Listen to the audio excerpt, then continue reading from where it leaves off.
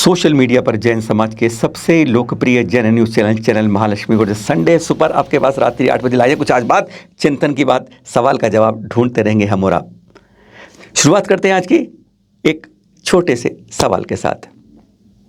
देख रहे हैं जहाँ हम खड़े हैं आज, दिल्ली की कुतुब मीनार 72.5 मीटर ऊंची कहा जाता है इसे। इसके अंदर खड़ते हुए पूछते हैं, सवाल आपसे सिर्फ यही है जो आपने छठी क्लास में पढ़ा, 8वीं 9वीं कंपटीशन तब तक कई बार आपसे सवाल पूछ लिया हुआ, इस कुतुब मीनार को किसने बनाया?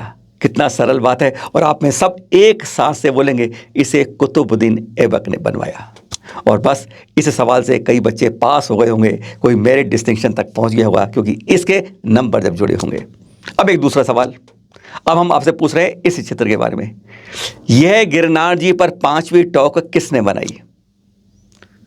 आने वाली पीढ़ी इसका पता क्या जवाब देगी? आज से 50 60 साल 100 साल बाद कहेगी 2004 के आसपास यह टोंक दत्तात्रेय के अनुयायियों ने बनाई। चित्र ही है उसका, यह इतिहास में दर्ज हो जाएगा। और जो आज आप कहते हो यह इस तरीके से, यह पुराने चित्र कि यह तो वास्तव में 22वें तीर्थंकर हमारे नेमिनाथ जी के चरण थे जो हमारे बहुत हजारों वर्ष से हैं, पर इसको कोई नहीं देख पाएगा। बस यही तो एक दो सवाल थे आपसे पूछने थे आज की शुरुआत के लिए।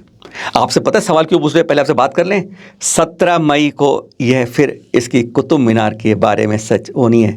ज्ञानव्यापी मस्जिद की कल बात हुई थी ना, इसी तरीके से इसके बारे में अब 17 मई को कोर्ट में सुनवाई होनी। इसलिए आपको बता रहे हैं कि असली सच कुतुब मीनार का क्या है, यह हमारे आकलन से। पर हाँ, दो सवाल पूछे ना आपसे, क्या कुतुबुद्दीन ऐबक ने कुतुब मीनार को बनवाया? हम इस पर प्रश्न चिन्ह बहुत बड़ा लगाते हैं। इसका पहला कारण हमारे पास यह है, जो भी कोई हमारे राजा महाराजा रहे या उसके बाद प्रधानमंत्री, उन्होंने कुछ अपनी मजबूती दिखाई तो उन्होंने राजा महाराजा उस तरीके से अपने किले के पास जहाँ वह रहते थे। अब यह लगता था जैसे क्या बनाई, क्यों है, कोई मस्जिद तो है नहीं थी। ये वास्ट टावर थी 73 मीटर ऊंची, इसलिए थी कि दूर से कोई शत्रु आ जाए तो वह देख ले। ऐसा ही था, कहा जाता है, इतिहास भी कुछ ऐसा ही बोलता है। तो जब कुतुबुद्दीन ऐबक यहाँ रहता ही नहीं था, वो रहता था यहाँ से 375 किलोमीटर ऊपर लाहौर में, तो यहाँ वाच टावर बनाने का मतलब क्या था? बड़ा लंबा प्रश्न है ये, इसका जवाब किसी इतिहास की बुक में नहीं मिलता है। दूसरा बड़ा कारण, यह कुतुब मीनार क्या वास्तव में इस्लामिक शैली से बनी है? अभी आप देखते हैं इसमें अरबी में ऊपर लिखा भी हुआ है, उकेरा हुआ है बाद में, यानी सैंड स्टोन से उसको जोड़ा गया है वास्तव में। क्यों कहते हैं हम? 1950 में पहले और फिर 1981 में बहुत भगदड़ मची थी। एक बार खिड़कियां बंद कर दी गई सुरक्षा के नाते, पर्यटकों की कुछ ऐसी बात के लिए। अंदर लाइट चली गई, सुबह 11 साढ़े 11 की बात थी। और फिर लोग घड़बड़ा कर नीचे उतरने लगे, उतरते उतरते कुछ फिसले और फिर धड़ धड़ धड़ गिरते गए एक के ऊपर। 11 की मृत्यु हो गई थी। 1981 बता रहे हैं। और तब क्या था, कुछ दीवारों से कुछ ऊपर की परत उखड़ी और उन परत उखड़े के बाद देखा तो हैरान हो गए, उनमें से तीर्थंकर मूर्तियां निकली। यानी इनकी जो ऊपर की आप देख रहे हैं ना, जो ऊपर से कहते हैं क्रीम पाउडर लगाया गया इसके ऊपर दिखाने का, उसके अंदर तीर्थंकर मूर्तियां आज भी दबी हुई हैं। यह दावा आता है उसके बाद जो उस बात की घटना हुई थी। और अब ये देखिए, आपको दिखा रहे हैं जगह जगह आप देखेंगे, देखिए अगर ऊपर से जो मूल उनकी जो परत बनाई है सैंडस्टोन से उन्होंने कारीगरी की है, अगर यह उखड़ती है तो नीचे की दीवार कैसी है यह स्पष्ट दिख रहा है। यानी मूल रूप में, वास्तव में, हकीकत में मूल अलग चीज है और उस पर जोड़ी हुई साफ प्रदर्शित होती है। देख रहे हैं आप इस अंदर एक एक चित्र में, ध्यान से देखते रहिए। कभी आपने इस मीनार को बारीकी से नजदीकी से देखा है? अगली बार जाइए, अगली बार तो देख जरूर दीजिएगा। आपको क्लोजअप दिखाते हैं, देखिए इसमें बारीकी से देखिए। इसके अंदर आपको ये घंटियां बनी हुई दिखा रही हैं। और थोड़ा इतिहास बताएं इस्लामिक का। इस्लाम के अंदर घंटियां बुरी मानी जाती हैं, शैतानी वाद्य मंत्र, कहते हैं शैतान का यह वाद्य मंत्र होता है घंटियां। इसलिए जब मंदिर में जब घंटियां बजती हैं तो मुस्लिम भाइयों को इससे चिढ़ लगती है, क्योंकि वह मानते हैं यह शैतान का वाद्य मंत्र है। और जब अगर यह शैतान का वाद्य मंत्र है तो इस मीनार के ऊपर इनकी कई जगह चित्र देख रहे हैं आप, इस तरह जगह जगह आपको इन घंटियों के चित्र दिखाई दे जाएंगे। और घंटियां कहां बजती हैं यह बताने की जरूरत आपको नहीं है। अब आपको कुछ और चित्र दिखाते हैं। कुतुब मीनार का परिसर छोटा नहीं है, बहुत बड़ा है। और आप जरा जान कर देखेंगे आपको यह इस तरीके से, कभी आप ध्यान से देखेंगे, अगली बार जाएं तो अपना नकाब उतार के जाएं और यहाँ का भी नकाब उतारने की कोशिश करें एक बार। आपको दिखेगा तीर्थंकर प्रतिमाएं दिखेंगी, यहाँ कई देवी मिलेंगी, यहाँ पर देवियों की फोटोएं। पद्मावती की उल्टी पड़ी वो भी दिखाई देगी, चित्र बना हुआ है। और साथ में आपको अंबिका देवी, ऐसी बहुत मिल जाएंगी। और आप देखेंगे जो वास्तुकला हमारे जैन प्राचीन मंदिरों में मिलती है 11वीं सदी से देखी, वह आपको यहां भी आराम से मिल जाएगी। इन चित्रों को देख देखते अगली बार जब भी देखें तो नजर में, चिंतन में जरूर ध्यान से देखिएगा। इस तरह के आपको अनेकों चित्र यहां पर आपको मिलते हैं जो आज खींचे गए। यह चित्र बताते हैं कि अभी तक तब के सबूत आज भी ताजा हैं कि कुतुब मीनार का असली सच क्या है। अब आपको चैनल महालक्ष्मी के एक्सक्लूसिव चित्र दिखाते हैं यहां पर सर्वेक्षण के बाद। यह देखिए, सिर्फ एक खंबा देख लीजिए आप यहां पर। इसके ऊपर देखिए पद्मासन तीर्थंकर प्रतिमा है। जब एक तरफ होगी तो चारों तरफ होगी। दूसरी तरफ देखते हैं किस बर्बरता से नष्ट किया गया है, यह साफ झलकता है। फिर आप देखते रहेंगे आपको तीर्थंकर पद्मासन प्रतिमा इस खंभे में मिल जाएगी, स्पष्ट है। यानी जैन मंदिरों को तोड़ा गया बर्बरता के साथ और उनके खंभों से मीनार और मस्जिद खड़ी करने में कोई तकल्लुफ नहीं हुआ। उससे खड़े आज भी सबूत जीवंत है ये। और अब दूसरा वीडियो देखिए।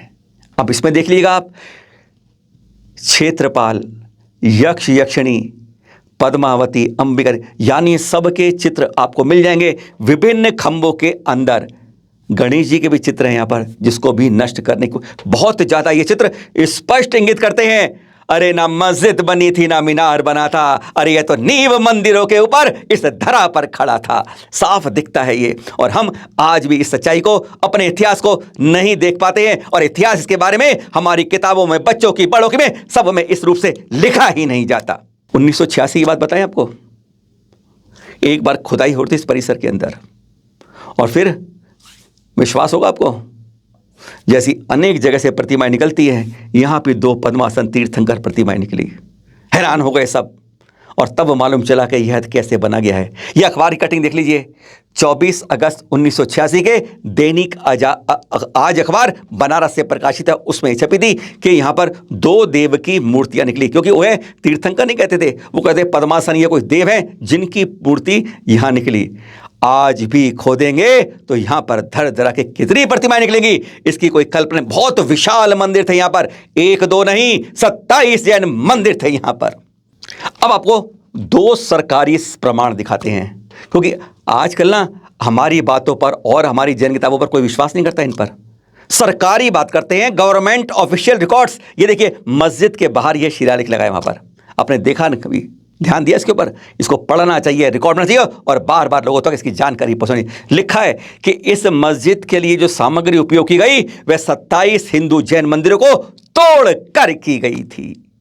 अब एक और दूसरा सरकारी सबूत यह है राष्ट्रीय स्मारक प्राधिकरण, नेशनल मॉन्यूमेंट्स अथॉरिटी द्वारा जारी है फोटो।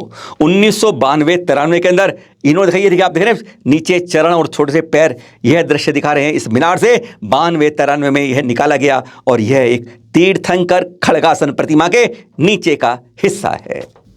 नेशनल मॉन्यूमेंट्स अथॉरिटी का आपने चित्र देख लिया था। अब हम उसी की बात करते हैं। उसने एक गोष्ठी की थी कुछ समय पहले, जिसमें जैन समाज से एक विद्वान आए थे, डॉक्टर अनेकांत कुमार जैन। उनको विषय दिया गया था कुतुब मीनार के बारे में, इतिहास के बारे में। तो उन्होंने इतिहास को निकाला और वे वहां पहुंचे जब कुतुबुद्दीन ऐबक नहीं था, ऐबक यहाँ पर यहाँ पर मीनार रूप में कुछ और था। इस इतिहास को निकालने के लिए उन्होंने बहुत कुछ रिसर्च की और तब मालूम चला कि दिल्ली में उस समय 450 साल का तोमर वंशी में अनंगपाल राजा थे, उनका इतिहास नहीं मिल रहा है। अगर वह इतिहास खोज के मिल जाए कुतुब मीनार के बारे में जो आपकी दृष्टि है बिल्कुल साफ हो जाएगी। तब थे कवि जैन बुद्ध श्रीधर, उन्होंने पारस चरित्र लिखा था, हरियाणा के थे। वह जब चंद्र प्रभु चले गए तो उनका मन थोड़ा उबड़ा, थोड़ा घूम लेते हैं, घुमक्कड़ स्वभाव के थे। वह घूमते घूमते यमुना पार करके दिल्ली में घुसे थे और तब वह आए थे यहाँ पर। तब उनके बारे में सुनिए डॉक्टर अनेकांत ने इस गोष्ठी के अंदर क्या खुलासा किया। जब उन्होंने नट्ठल साहू से मुलाकात की तो नट्ठल साहू ने यह बात बताई कि मैंने यहाँ पे तीर्थंकर ऋषभ देव की प्रतिष्ठा करवाई है और ये वही इलाका है जो कुतुब परिसर का इलाका कहलाता है। वहां पर एक नाभे आदिनाथ का बहुत विशाल जैन मंदिर बना हुआ था और उनसे जब वो बातचीत करते तो बहुत सारी बातें बताते हैं। उन्होंने कहा कि चंद्रमा के धाम के समान मैंने 8वें तीर्थंकर चंद्रप्रभ की भी प्रतिमा यहाँ स्थापित करवाई है। ये नट्ठल साहू उसको बताते हैं, इसका वर्णन वो कर। और उन्होंने कहा कि वो मंदिर के ऊपर हमने एक पंचरंगी शिखर पर पंचरंगी ध्वजा भी लहराई है। इसका भी वो अपभ्रंश में पूरा उसका वर्णन बड़े अच्छे से कर रहे हैं। और जब वो वर्णन करते हैं तो वो ये बात वर्णन करते करते समय कहते हैं कि एक गगन मंडल को छूते हुए साल है यहाँ पर, गगन मंडलु सालू, ऐसे अपभ्रंश में वो बोलते हैं। और कहते हैं कि वो गगन चुंबी सालू, जिसको हम लोग कीर्ति स्तंभ या सूर्य स्तंभ का नाम दे रहे हैं, वो यहाँ पर स्थित है, उसका वर्णन कर रहे हैं। और ये कुतुबुद्दीन ऐबक के बहुत पहले की घटना है, वो जब आकर यहाँ उसने कुछ नहीं किया और उसका वर्णन वो कर रहे हैं। तो जो प्रोफेसर राजा राम जी हैं वो इस बात को अपने अभिमत में कहते हैं कि ये जो कीर्ति स्तंभ है वो राजा अनंग पाल ने अपने दुर्धर शत्रु पर विजय के उपलक्ष्य में बनवाया था, ऐसा लगता है। और उन्होंने नाभे मंदिर के निर्माण के प्रसंग में बात कही कि नट्टल साहू ने उक्त मंदिर शास्त्रोक्त विधि से निर्मित करवाया। और जैन मंदिर वास्तुकला में मानस स्तंभ मंदिर के द्वार पर अनिवार्य रूप से उपस्थित होना बताया गया। और मानस स्तंभ की रचना अगर आप तुलना करेंगे, उसको मैं आपको यहाँ पे दिखाने का प्रयास करूंगा। ये देखिए कुतुब मीनार, ये मानस स्तंभ एक तिलोय पंडिती प्रथम शताब्दी का प्राकृत का ग्रंथ है आचार्य यतिवृषभ ने। उसमें उन्होंने ये 14वें अध्याय में ये गाथा है 761 से पूरा इसका मानस स्तंभ का वर्णन किया है। आप इस मानस स्तंभ का चित्र मैंने वो जो उसके वर्णन के आधार पर तैयार किया गया है, उसकी मैं यहाँ पे आपके व्याख्या कर रहा हूं। तो आप एक तुलना करके देख सकते हैं कि ये बगल में नाभे मंदिर है और उसके समक्ष ये कुतुब मीनार के साथ मानस स्तंभ, और मानस स्तंभ के सबसे शीर्ष पर आप देखें 4 मुख वाली, एक मुख में, एक शरीर में 4 नहीं बल्कि 4 दिशाओं में 4 तीर्थंकर की प्रतिमा सर्वोच्च स्थान पर विराजमान होती है मानस स्तंभ के ऊपरी पटल पर। और ये सब लोग जानते हैं कि मानस स्तंभ का जो कुतुब मीनार का जो ऊपरी स्थल है वो डैमेज हो गया था या कर दिया गया था, जो भी हो, उसकी मूर्तियां वहां से निकाल दी गई और वो कुतुब मीनार में ही बनवाते समय उसको अंदर, उसके अंदर स्थापित कर दी गई। और उसके अंदर कई जगह जब ये 1981 में घटना घटी थी तो वहां पत्थर उखड़ गए थे और कई जैन मूर्तियां उस समय वहां से निकली थी और ऐसा पता चला कि या कहीं सुरक्षित है या वापिस उसी में उन्होंने लगा। अब आप इन खंभों पर जैन चिन्ह देखते रहिए, जिससे आपको कम से कम हमारी बात में कुछ तो विश्वास होगा। वैसे सरकारी आंकड़े कहीं कुछ नहीं बोलते हैं। हमने बहुत इतिहास की पुस्तकें, पाठ्य पुस्तकें, कंप्यूटर पुस्तकें और गूगल सर्च सब कुछ कर लिया, लेकिन कहीं कुछ सरकारी आंकड़ों में दर्ज आज तक नहीं किया। जब दिखता सब कुछ आंखों से है, किस तरीके से इतिहास को लिखा जाता है आज हम समझ पाते हैं। कोई आपने आज तक चित्र देखा है कि कुतुब मीनार ऐसे बन रही थी? कुतुबुद्दीन एक के समय पहली मंजिल बनी तो ये थी, 2 के बाद वो मर गया था, तीसरे कैसे बनाई, चौथी, ये कहीं देखा है आपने? बाद में आया है कि 2 मंजिलें इसकी जहाज से टकराने गिर गई थी। जहाज का क्या हुआ ये रिकॉर्ड कहीं नहीं आया। 2 मंजिलें कई बार बिजली गिरने से गिरी।